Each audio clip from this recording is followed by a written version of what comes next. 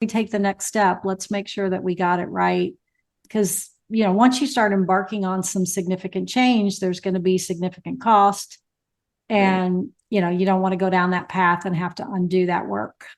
That's right. And I think just like with any organization, and I guess feedback that I would provide anybody, wanting to walk a mile in quite frankly, in any role, is when you transition from one organization to the next, don't keep referring back to your previous ones when you're there, right? Like, well, we did it this way at insert company. I mean, maybe you can do that once or twice, right? But if you become that broken record, they're like, well, you're not at that company, you're here. So what are we going to do? Right. Welcome to the HR Huddle podcast, presented by Sapient Insights Group, the ultimate resource for all things HR. It's time to get in the huddle.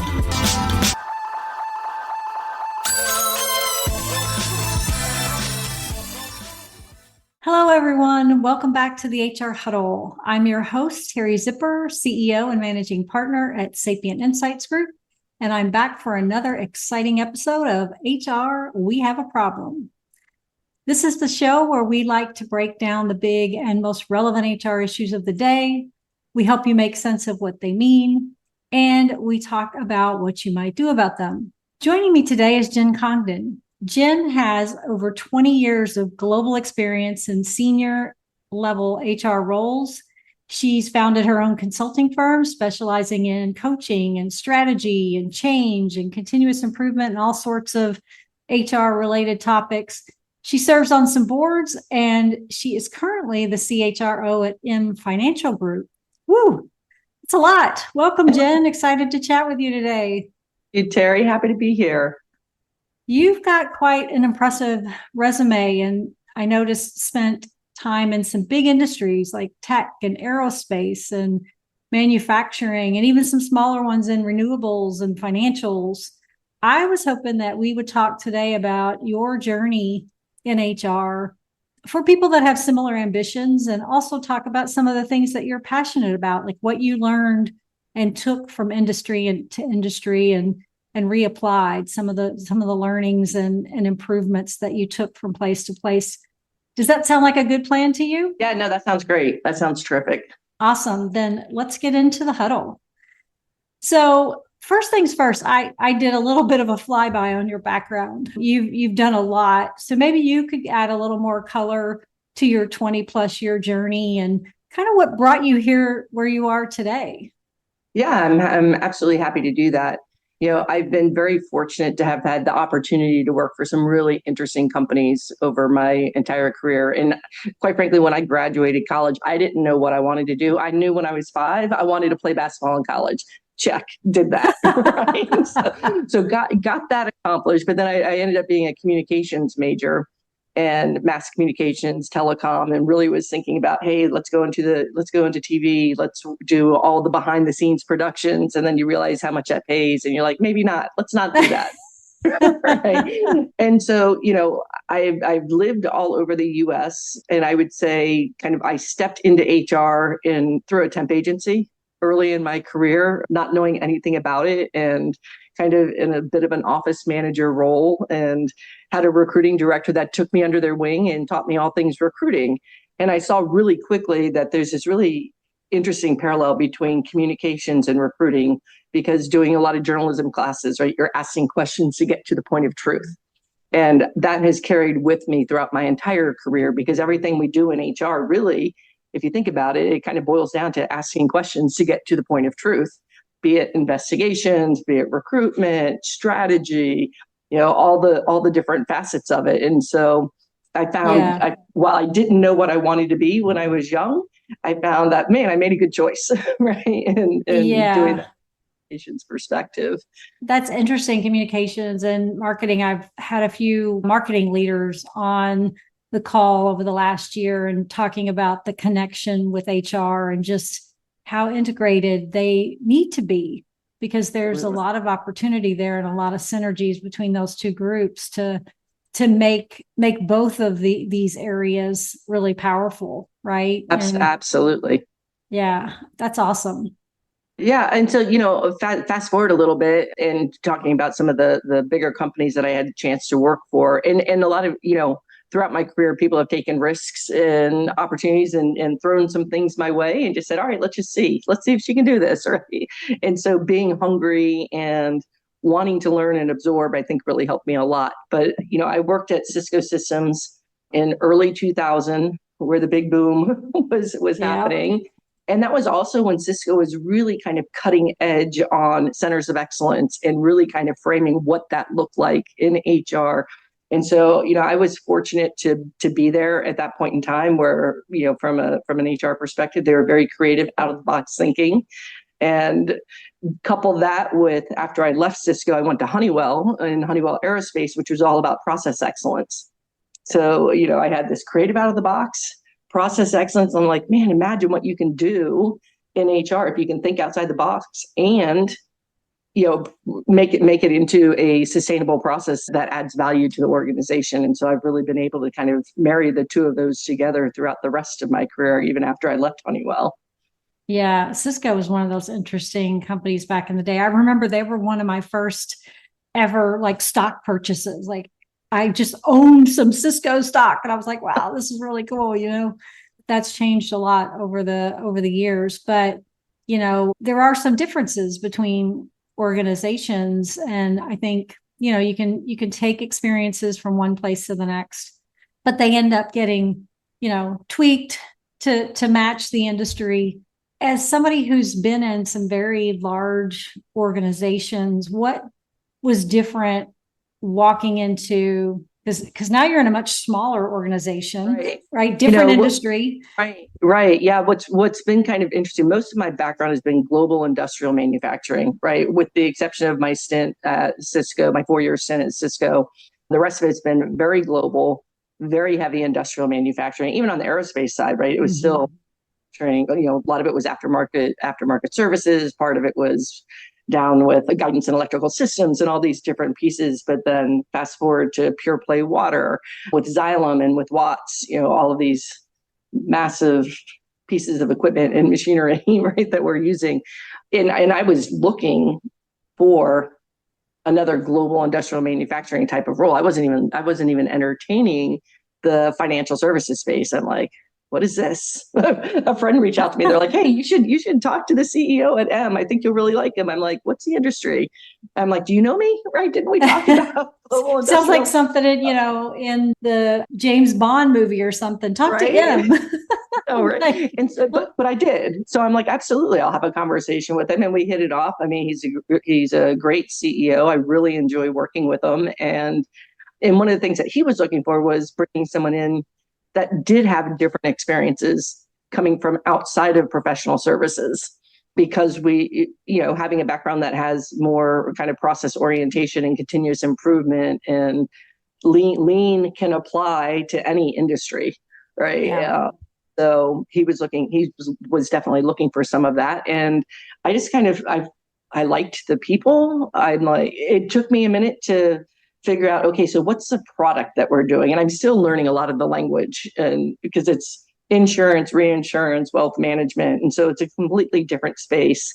But I was finally able to quantify it with like, it's not a widget, right? Like this, it's more like this piece of paper, but you still start with an order, right? It comes through, it does all the things it needs to do, and you deliver the end product, right? It just isn't in the form of a widget, right? Yeah, it's very different. I've almost mostly, except for some of my early days, been in careers where the product is somewhat intangible, right? It's consulting or, advisory. We do have a product now with our survey, which is very different. It's like, okay, how do we package that? Because that's not how I'm usually talking about things. But HR can be, and you said this in your early discussion, like, how do you get outside the box? Like, so much of HR for many years had been kind of in a box, right? Like, well, we do compliance and, we do recruiting, and these are the things we do within our box. And, that's changed dramatically over the last 20 years. And a lot of smaller companies now are saying, let's not get too far down the path of just managing HR before we decide that we're going to focus on people. rather than just doing the HR stuff, right? So that, that's interesting. I don't know how many employees you guys have. So but M is, I mean, we're not huge as far as internal number of employees. We've got around 300 people that are internal to M, but then we have all of our member firms that we support, right? And they have like another 2,000 or so across probably in total across all of them. And you would hear our CEO even say, we're in the people business, right? As part of what we're doing. And so, if we think about our vision and values that we bring to play for our member firms, right? How do we help them succeed and thrive, right? The same thing applies to our employees. What are we doing to help them do the same thing so they can provide that elite type of service? Yeah. So what did your first 90 days look like, sort of coming out of the honeymoon phase? And, I'm sure you set some goals for yourself, but also there were some objectives that, your CEO had in mind. And was there an HR strategy, or was that something that was part of what you needed to build? It was part of what I needed to build. It definitely was part of what I needed to build. And HR at M is it's a little different because not only do I have HR, I have facilities, and then marketing and events also rolls up into HR at M.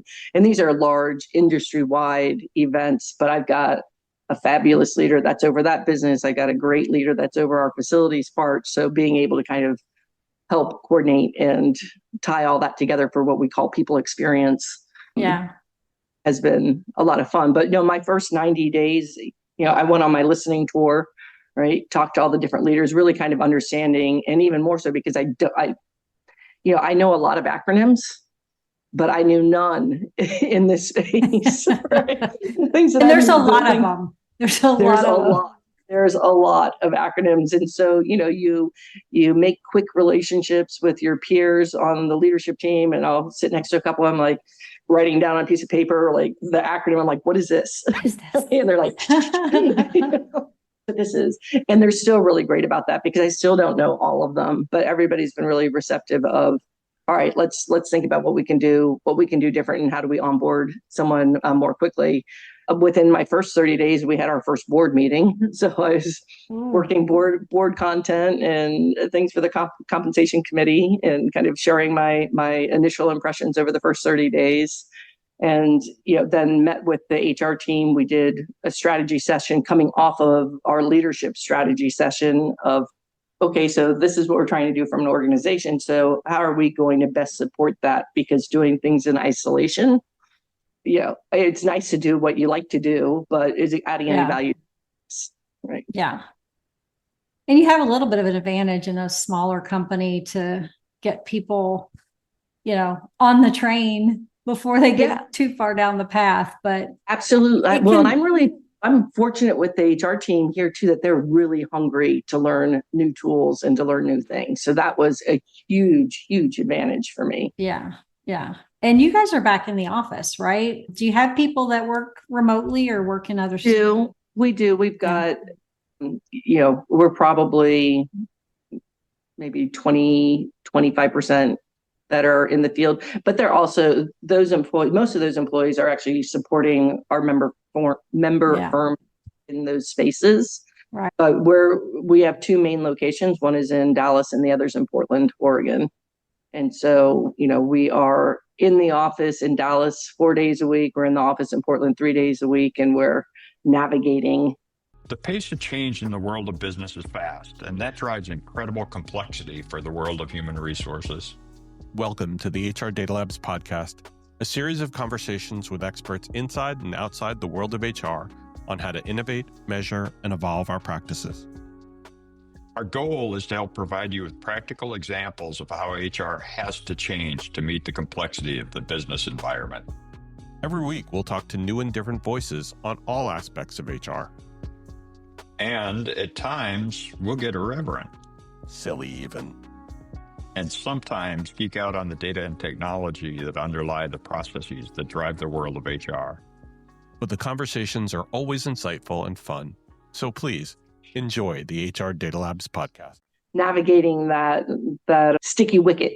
Yeah, that's still a big topic for CHROs and HR leaders and CEOs as well. I mean, I think sometimes that gets placed at the feet of HR, but the reality is it's a company-wide challenge that needs to be dealt with at the C-level.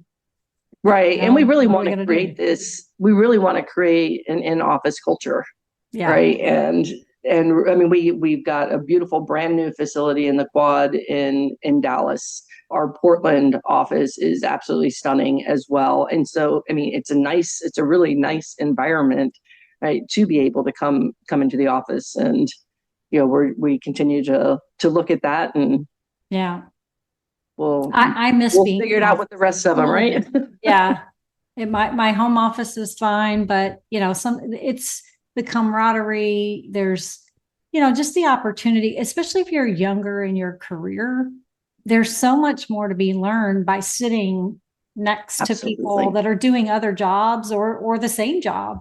Right. Absolutely. And there's so many little things that I found when we got into the pandemic that I realized people, you know, that were kind of new in business. We had hired a few interns and some people just coming out of college, and there were just basic things that they didn't learn because they weren't sitting in an office.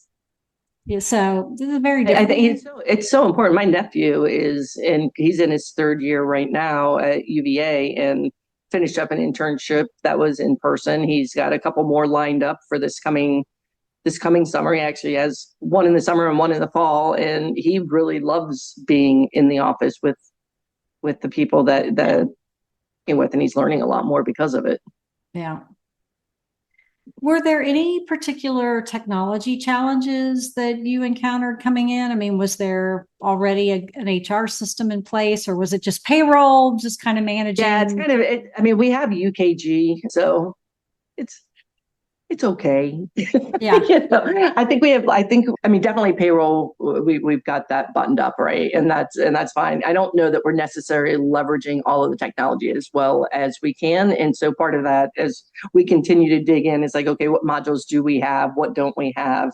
How do we want to work it? And, you know, some of it's clunky, and some of it, being the size organization that we are too, we don't have to do everything in a system, although there's definite benefits to being able to do that.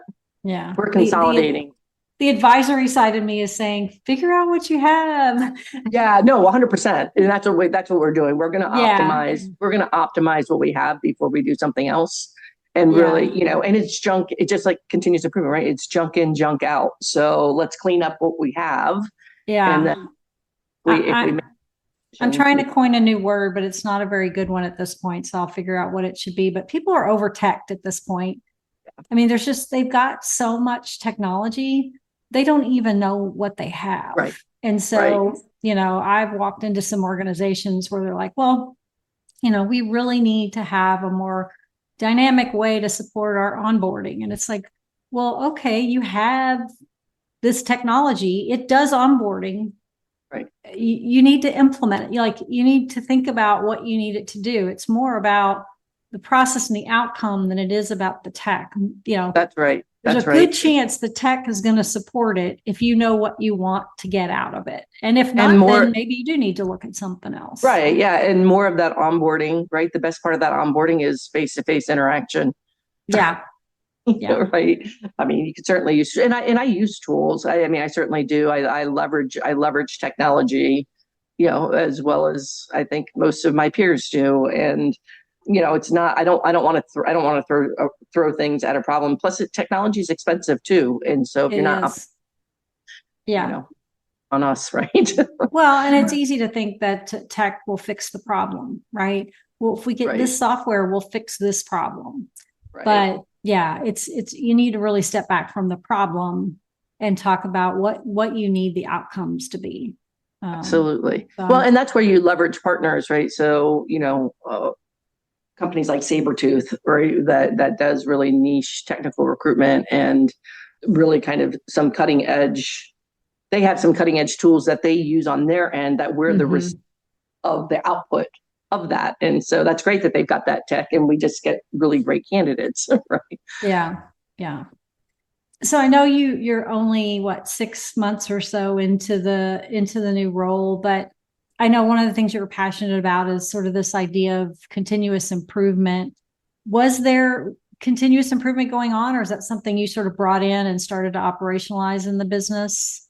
I think there is a combination. So, I mean, we have like project management, right? A PMO office that does some, but I definitely have brought some in as well. So like I introduced the HR team to Ocean planning and the X matrix that a lot of manufacturing companies are very, very aware of, where you've got your 3 to 5 year strategy. What are you doing in year one? And what are the key actions that you're going to take that will help you hit year one that gets you to 3 to 5? And then the KPIs associated with that, and building out project A3. So what's our project plan, and putting more rigor around that and doing that up front so that you can see where, if we're red, that's okay. What are we going to do to solve for that so that we can keep the project on track? Yeah. And so that's actually been kind of, I mean, for me, it's been a lot of fun, and to see my team kind of look at some of these things first a little bit with the deer in the headlights, and then they're like, oh, okay, right, this makes a lot of sense, because it really ties you back to what the strategy is and what the strategy of the business is. Yeah, you can limp along a little bit more in organizations that, manufacturing and engineering and without those kind of controls and planning, things break down really quickly. In other organizations, it's a little easier to get by without it, but when you have it, you're like, how did I live without this? Right, exactly. Right?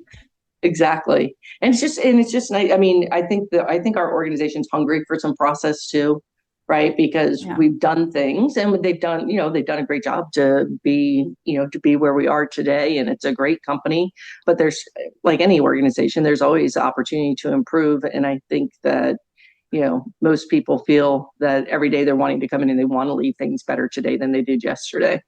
Yeah.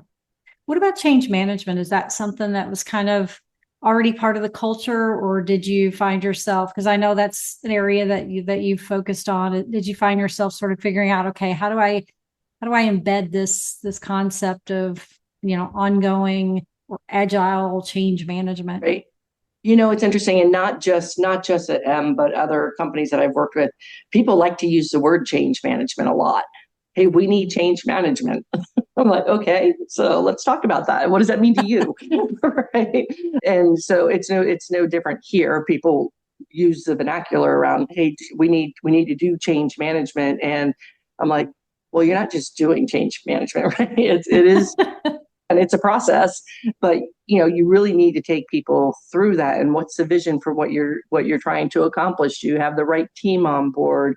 What are you doing to communicate for buy-in? I mean, Cotter is spinning in my head. I love Cotter and Cohen in the Heart of Change, and really try to embed that. And it's something that we're definitely building into the processes here. It's not as robust yet, but again, like the PMO office and we're working really well together, and they're excited for some of the tools that we're bringing. I actually even had one of my business leaders that asked me if I could train him on kind of the change management tools, because he wants to use that in his business. So it's nice. It's really nice when you have the pull. Yeah, no, totally. One of the things that is most critical to me from a change management perspective is understanding and knowing your stakeholders, and also building the right relationships in the organization. I mean, the people across the organization at your level, but even, down some levels, are critical to making sure that you get the support you need and can help like you just can't, you're not the driver of change. You could be the driver, but you're not, without the tentacles, right? And the people in the business, it's not going to go anywhere. Yeah, absolutely. And our L&D team does a nice job of that as they're building out, training and development. They've got what they would call kind of committees throughout, the organization for different purposes, what they use, but it is getting voice of employees at all different levels within the organization to ensure that we're going to get that right buy-in. But building those relationships is really important. And I also think, like, anytime you do any type of change initiative, bring someone in from a completely different group that knows nothing about that process, so they can poke holes in it and ask questions, right? Be really Socratic throughout it, because, part of that is how you learn and make sure that you're that right outcome. Yeah. We have a tendency to just ask the people in our sphere and then it's just an echo chamber, right? Like, oh yeah, that sounds great. That'll work really well. And then you get it in front of people and they're like, I have no What? idea what you're talking about. Exactly. Why do you think we want to do that? Yeah. Yeah. I do think it's really important to play catch. I like to call it playing catch. Maybe that comes from being an athlete, right? It's like, all right, let's go play catch with someone. So if there's something I want to kind of help deploy in our organization, I'll go to, different members of the leadership team that have the largest stakeholder groups. I'm like, all right, I'm thinking about this. How do you think this would come over, right? Or if we're going to implement a new policy, if we're going to do something like, what's the feedback that we're going to get? How will your team receive it? Yeah. That we should be thinking about differently on this, or should we just, park it, right? Shouldn't do it at all. I found really good relationships with that. And especially so you're not surprising people. Yeah. What are there any, challenges you've run up against so far, and whether it's industry or size based, that kind of surprised you, or, anything new that you've learned over the last 6 months since you've been in a new industry from an HR perspective? No, I think the biggest thing is just being, and I don't know if it's something new that I've learned, but it's reinforced the importance of being nimble, right? And really, really being flexible and listen. And, it's a little refreshing in some regards, because I don't know the industry that well, that I can ask any question that I want to ask, and people are really willing to share that knowledge with me, and they're proud of the work that they've done. And so, I'm kind of just being a massive sponge right now, right? But you listen, talk, engage, right, with all of the different employees. And yeah, I don't know that it's significantly different here than some of the other places, but I remember when I worked at Xylem, the CEO had asked me a couple of weeks. She had also worked at Honeywell at one point, and she had asked me, "Hey, what do you think about Xylem, and what was your biggest surprise?" And I'm like, my biggest surprise going there was the fact that what everybody told me during the interview is actually what I found when I got there. So complete transparency, and I love that. I love that type of surprise. Right? Yeah, that is a good surprise. I mean, it's kind of one of those things when you do, as from a consulting perspective, they, ask you to validate their strategy, and you almost feel like you didn't do the job at the end, because, well, yeah, you hit the nail on the head, right? Like everything right. We learned was, exactly what you said. And I think that sometimes that's just all they need is, did we get it right before we take the next step? Let's make sure that we got it right. Because, once you start embarking on some significant change, there's going to be significant cost. And, you don't want to go down that path and have to undo that work.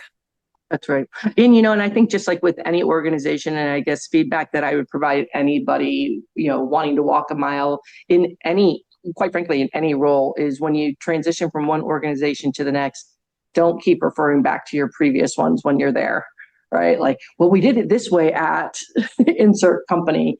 I mean, maybe you can do that once or twice, right? But if you become that broken record, they're like, well, you're not at that company, you're here. So what are we going to do? Right. What are we going to do here? That's great. Love the idea, but how do we adapt it? Or, exactly. Or is it even valid here? Right. Right. No, exactly right. Exactly right. Are there some things that you saw over the years that you felt like weren't transferable from an HR perspective? And that's kind of a deep question. Like, yeah, I know. I'm thinking like think about that a little bit. No, I think that most of the things were transferable. I think the amount of complexity you would bring or would not bring would be the differentiator.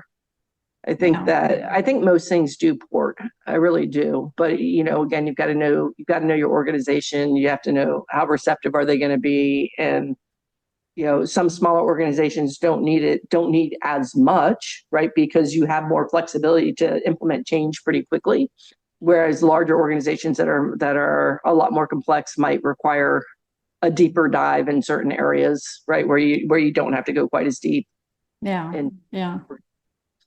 I have a tendency to be very, pushy when it comes to, I don't care what your role is in HR.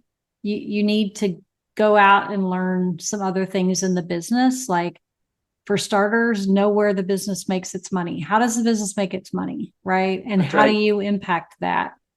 Right. Because I think a lot of times people get, into a role, and if they don't have a mentor, so to speak, somebody who's kind of shepherding them through their, life at work, it takes you a little longer to figure it out on your own sometimes. Absolutely. I think one of the best experiences that I had, well, there were a lot that helped shape who I was, but one of the best ones was when I was at Honeywell was, being in our Honeywell operating system for a year of that, where I was straddling the line between HR and the business and helped build out their change management around, some of the continuous improvement initiatives that we were doing and that operating system. And being able to do that, and I think really being able to talk the language. I mean, that was feedback I would get all the time. They're like, Jen's in HR, why is she asking me about this process of manufacturing this widget? I'm like, well, because I see it in front of me, and I really think you could probably do this easier and more safely, right? So let me just ask you some questions and see if that's right, but spending a lot of time out on the shop floor, spending a lot of time, sitting side by side with all the employees, and really just kind of, to your point, right, understanding what is it that they do. And I think anytime you can do that, that's a win. It's an eye opener, it really is. Or even just, something as simple as, if you're in benefits, obviously you do your annual enrollment as well, but going out and watching people go through this process, it's literally eye opening. And then you're like, okay, why do we make this so complex? Right? Yeah. Or TA, right? Recruiting, like, yeah. Oh my God, this is what somebody has to go through to apply for a job in our organization. Like, this is just terrible. Like, how do we fix this? Right. Well, and it's funny that you use that as an example, because we literally just did a value stream map of our current state recruitment process, right? From I have a need through day one onboarding, and then the follow-up of that will be day one through year one of that continual onboarding of, all right, what are we doing to make a great employee experience? Yeah. How are you seeing, all the rage right now is around AI. I just came back from the HR technology conference, and once again, that was the big topic. Although, interestingly enough, HR is really not heavily investing there right now, right? They're kind of in this wait and see mode. Like, how is it going to impact me? I think those that are getting ahead of it are going to have, a bigger impact. But just curious, for what are you starting to see? And is it, different? How are you seeing it in your organization? Because you're probably seeing it in the HR function, but also like in the business. How do we use AI to make us better? Well, one, being in the space that we're in a highly regulated space, we've got to be careful with it. And so we actually built out Copilot internal for our business using our, all of our own information. So perspective, but you're still using it, right? You're still, I use AI all the time, even if it's a jump starter of a communication where I can be like, all right, I want to communicate X, Y, and Z. It needs to have kind of this feel to it, right? Not having it do all the work for me, but just give me some ideas, right? And or put something in, like if I write a communication, I'll put it in there. I'm like, please streamline, right? Yeah. All right, don't take this out, add this back, do this. And the time save on that is huge. You get a pretty good end product, but you have to actually, you have to coach it, right? You've got to ask all the right questions. And it's really important to make sure that you don't lose the intent of what your message was, because that can happen very easily. Something out and it's like, oh, here, it's this. And it's like, yeah, no, that's not what I wanted. Right. Yeah. And I think the other really helpful way, and I would highly encourage anyone to do this also, if you're using Perplexity, ChatGPT, and Claude AI, there's so many great tools that are out there. Sanitize information. Don't put anything proprietary in it. But if you're doing a presentation on, pick whatever topic and pick your audience, ask AI to what are the unintended consequences of this presentation? What are the pros and cons?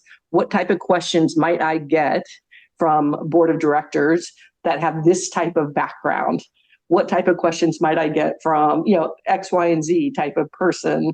So it just helps you be prepared when you go in to give your pitch, and you might tweak something based off of some of the information that you get to say, "Ooh, hey, I should kind of actually that's a great con, right? Yeah. I should really think about this, and is there a different way to position it?" And it's been amazing. I actually even talked to our strategy leader about that before a board meeting, and I'm like, just ask it some questions, and he put it in, and he's like, "Oh my God, this was so helpful." Yeah. Right?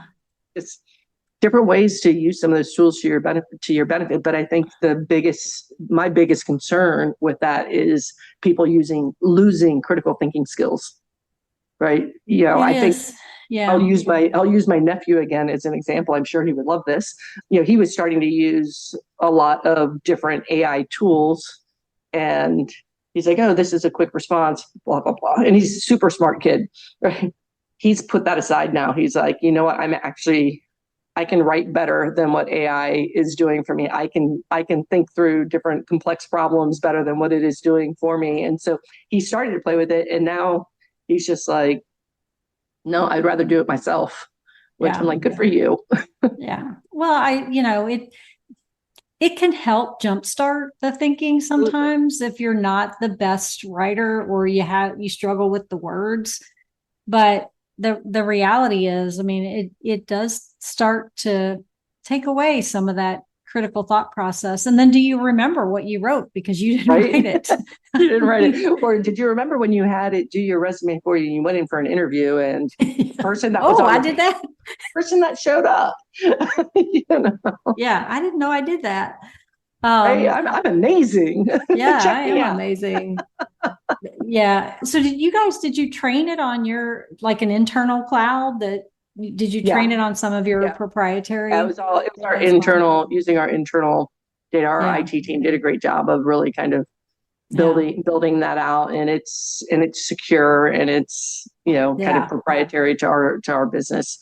But I've heard from a lot of my peers that are in, either medical, other financial services, benefits, things where they'll tell you themselves, right, that they're not leading the pack on that. They are definitely wait and see, and it has more to do with the regulatory environment that they're in. And a lot of people out there that would love to have your internal information, right? Unfortunately, this is true. Yeah. And there's a lot of things from an HR perspective that we don't need a human to necessarily do, right? To give you, tell you something that's in your benefits options, or to tell you, read something from the employee handbook or explain something from the employee handbook. I'd rather free them up to be more strategic, to add a different type of value to the organization. So if there's some repeatable tasks that you could have a chat bot be able to answer for someone, using all those examples that you just gave on benefits, it's a great example of, hey, have them answer those questions. And then if it's something even that's more complex than that, absolutely reach out and let's help you. But I would, if you think about value add and non-value add, right? You've got non-value add required sometimes. So anything that's non-value add required, how can you use, technology or a tool to solve for that, right? Exactly. So all your time on that value add. Yeah. What advice would you give a new CHRO kind of walking into a similar situation, or, just a new industry, new organization in general? Just take a breath, right? Start with breathing, right? And just, I would just say, be curious, right? It would be one of the most important things that you can do when you go into a new job. Be curious. Don't make assumptions that something doesn't exist. Ask if it is there, right? I think we all might be a little bit guilty of that. I know I am, where I'm like, I can't believe we don't have a process for that. And they're like, well, we do. I'm like, okay, I guess we have a process for that. I can't believe we don't follow this process. Right. But I seriously, it's really about, be curious, ask questions, listen. Listening is probably the most important thing you can do right out of the chute. but then act, right? You can't let too much time go without not performing or acting, but find the people in the organization that you trust and that are going to be open and candid. And I'm a big fan of feedback. My mantra is feedback's a gift. You can't do anything with it if you don't have it, and then it's a personal choice. Yeah. Right. Yeah. No, great advice. That's one of my favorites, is just curiosity. If you're not curious about what's happening in the organization, it's going to be very hard for you to think through and turn over the problems in the organization and help people solve them. And you can't solve them all. Like you need, the people in your organization that's why you hire smart people, right? Right. That's right. Well, and I think, to an earlier question that you had asked just around going into a smaller organization, having come from larger organizations, sometimes you're working with people that have been in the same company their entire career. And then you come in asking questions and they're like, why are you asking me all these questions? Yeah. Right. Who are you to ask me? Who are you, right, to ask me these questions? And I'm like, because they've never had coaching, or they've never had someone come in with a different perspective, and trying to help everyone, regardless of the organization, understanding that what you're doing is coming from a good place. Right. There's no malicious intent whenever you give feedback, right? It's really coming from a good place. And when you're asking questions, it's out of curiosity. It's out of really wanting to understand, so that, as we deploy things, we're doing it through the right lens. Yeah. Yeah. No, that's fantastic. Well, Jen, before we go, I want to say hi to Fredo. Oh, he's sleeping. Hi, Fredo. We love pets. Hello, Fredo. He's like, nah, this conversation was not for me. He's like, I was so tired. No, Fredo is my bicolor. There you go. You can see him a little better now. There we go. Now we can bicolor see him better. Bicolor German Shepherd. He came over from Slovakia, so he's a mobility dog. I have a lot of metal after playing all my sports. Yeah, I bet. He's beautiful. So you were a basketball player? Is that what you said? I was. Yeah. I played basketball in high school, and then I played field hockey and softball to offset seasons when I was playing basketball. Yeah, I loved sports. Sports is a great way to learn, I think, leadership skills and things like that. I didn't play in college, but played intramural sports in college and things like that. But I played all through grade school and high school. Just being on a team was just, I don't know, there's just something about it. Learning from the coach, having other players, like wanting to get things done as a group, not just an individual. Absolutely. I mean, I think, that's been my biggest life lesson. And that's probably been one of the reasons I've been as successful as I have been, is having played competitive sports pretty much my entire life. And, it's not about you. It's about everybody else that's on that team. It's looking for that open pass, or, because they're in a better position to make the basket, or, whatever the sport might be. But it's really around how do you bring up the entire team, right, to compete in a really healthy way. And I coach 7th, 8th grade boys for 9 years also. And that was a way I could give back when I couldn't play anymore after all my all my surgeries over the years. But it's pretty incredible. It's a nice gift to be able to give back as well. It really is. Well, thank you for joining me today. This has been a great conversation, and I hope we can do it again.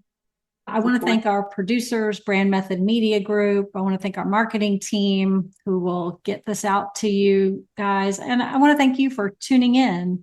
That's all the time we have for this episode of HR We Have a Problem. If you enjoyed it, you can subscribe to it on your favorite podcast app.